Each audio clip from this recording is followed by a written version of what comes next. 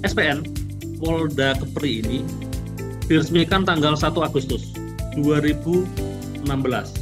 Kalau untuk tugas pokok dan fungsi yang dilaksanakan oleh SPN itu sendiri, apa ya pakai apa sarana dan prasarana pendidikan yang dimiliki oleh SPN Polda Kepri itu bagaimana ya Pak KSPN?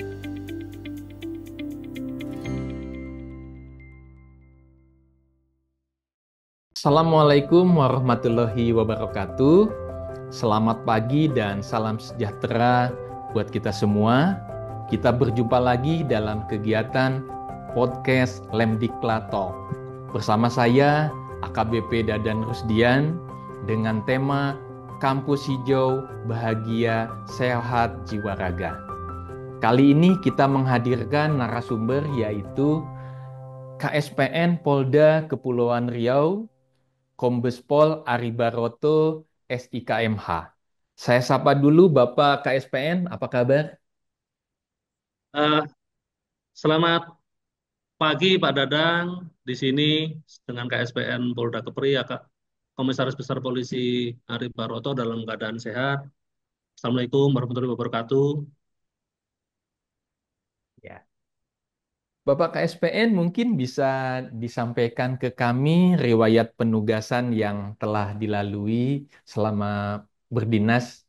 Baik, terima kasih Pak Dadang. Jadi perkenankan kami untuk menceritakan riwayat penugasan. Pertama, saya lulus di tahun 2000. Penugasan pertama saya di Polda Nusa Tenggara Timur.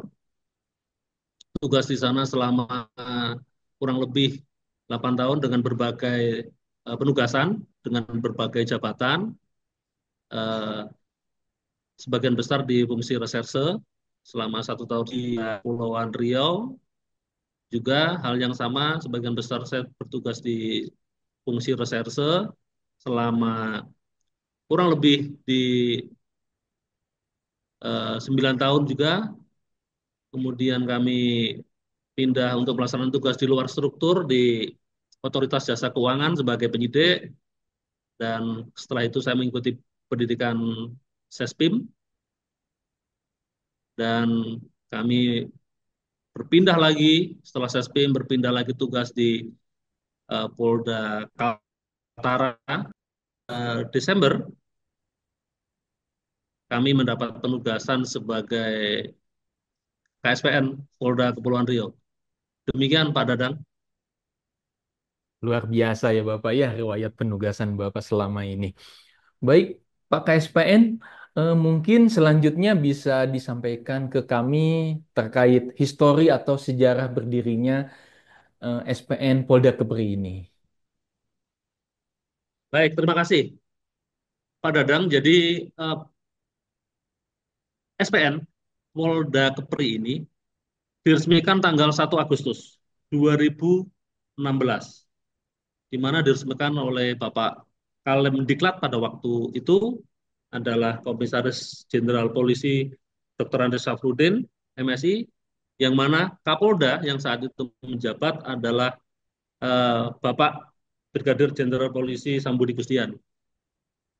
Kemudian perlu kami sampaikan bahwa sejarah SPN Polda Kepulauan Riau ini, pada bangunan ini sudah lama, Pak Dadang. Jadi bangunan ini sudah Iya. berdiri sekitar tahun 1953, yang mana awalnya adalah kantor polisi perairan, Kasub Sioner 5 Tanjung Batu, yaitu tahun 1953 sampai dengan 1961. Kemudian berubah menjadi kantor Brimob Yon 619, Kompi 5271 tahun 1961 sampai dengan 1973. Kemudian di tahun 73 berganti lagi menjadi kantor Satpolair Polda Riau 1973 sampai dengan 2014. Ya. Nah, perlu kami sampaikan posisi Tanjung Batu ini adalah kepulauan. Kepulauan yang pulau tersendiri yang jarak dengan ibu kota Provinsi Kepri itu dengan Tanjung Bintang itu sekitar 3 jam. Kemudian dengan jarak dengan Batam sendiri itu sekitar 2 jam perjalanan kapal. Jadi kalau mengikuti pendidikan di sini, rekan-rekan kita yang mengikuti pelatihan pendidikan di sini memang harus menempuh perjalanan laut dulu dan posisinya memang bukan terisolir ya. Di sini memang kepulauan tersendiri. Demikian, Pak Dadang. Nah, iya. Kalau untuk tugas pokok dan fungsi yang dilaksanakan oleh SPN itu sendiri, apa ya pakai SPN ya?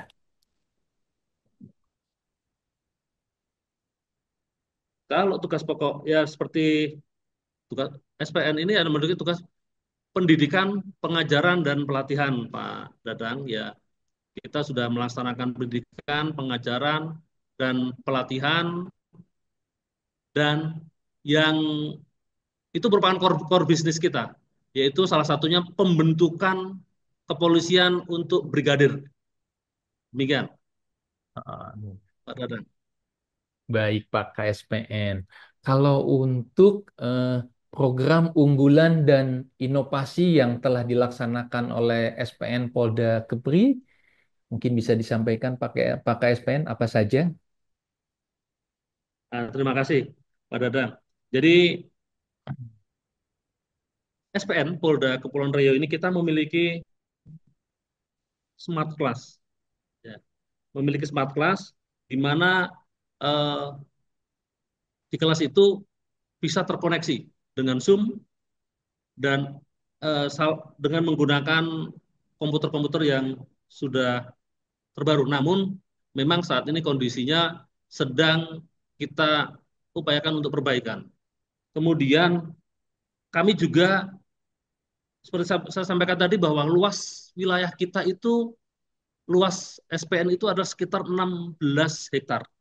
Nah, Oh, luas di mana sekali. di dalam luas 16 hektar itu cukup luas, 16,8 hektar. Nah, sebagian dari tanah kita itu adalah posisinya berkebun, ya. Di situ ada digunakan untuk penanaman jagung, kemudian ada kebun buah-buahan, ada kelapa. Posisinya memang cukup luas, Pak Dadang, sehingga bisa dimanfaatkan untuk eh, kampus hijau. Kemudian juga kalau untuk kampus wisata sendiri, memang karena kondisi geografis yang cukup jauh, memang ini kita sedang membina komunikasi dengan beberapa eh, perguruan tinggi. Mungkin nanti ini masih dalam program kami ke depan. Tapi kalau untuk anak-anak sekolah yang di sekitar sini, memang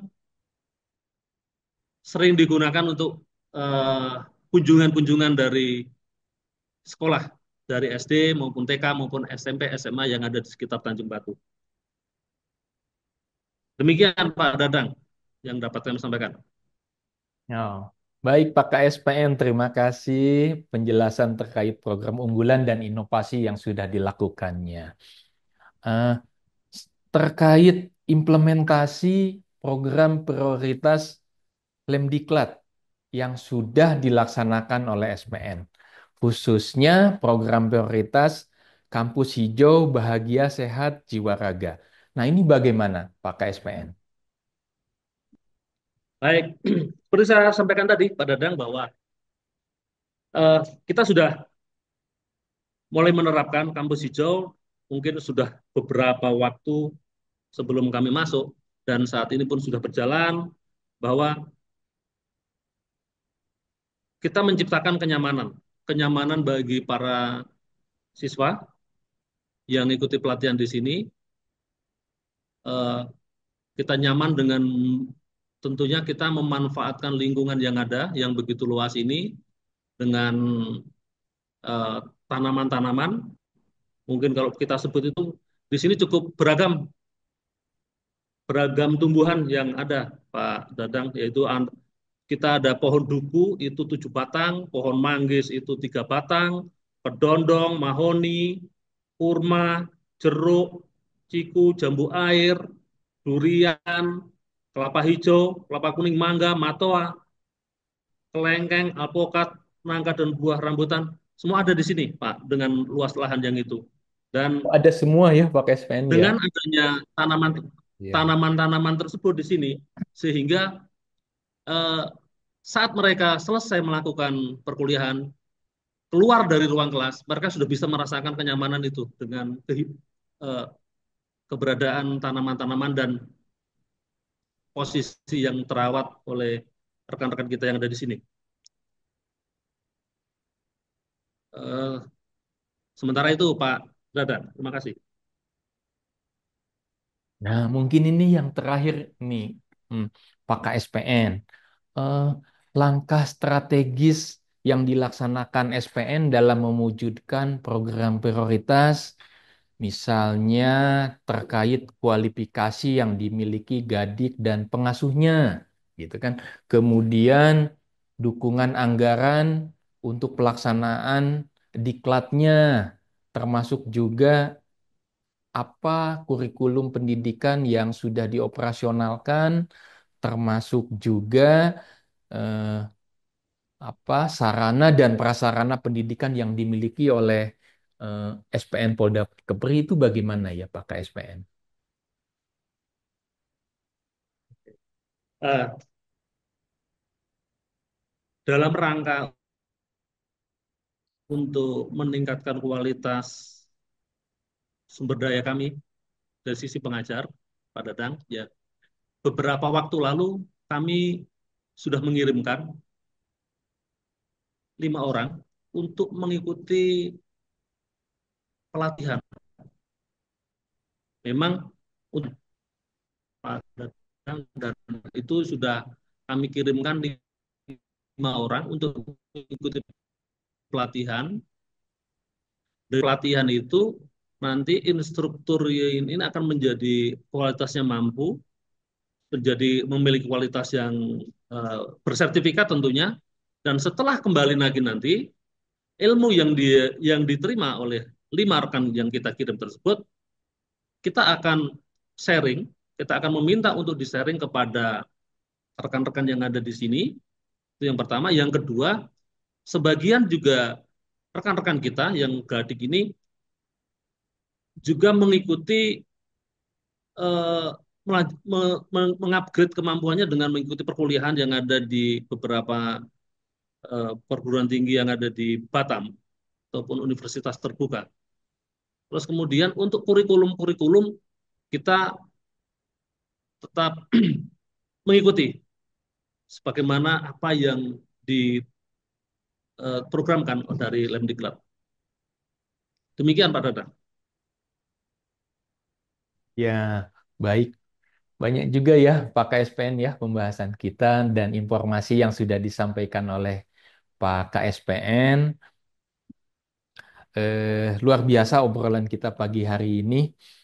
Eh, Demikian, terima kasih atas kehadiran Bapak KSPN Polda Kepri, Kombes Pol Ari Baroto SIKMH, eh, di podcast Lemdiklat Talk. Pesan kami tetap semangat, Bapak KSPN, pengabdi di Lemdiklat. Billahi taufiq wal hidayah. Wassalamualaikum warahmatullahi wabarakatuh. Waalaikumsalam.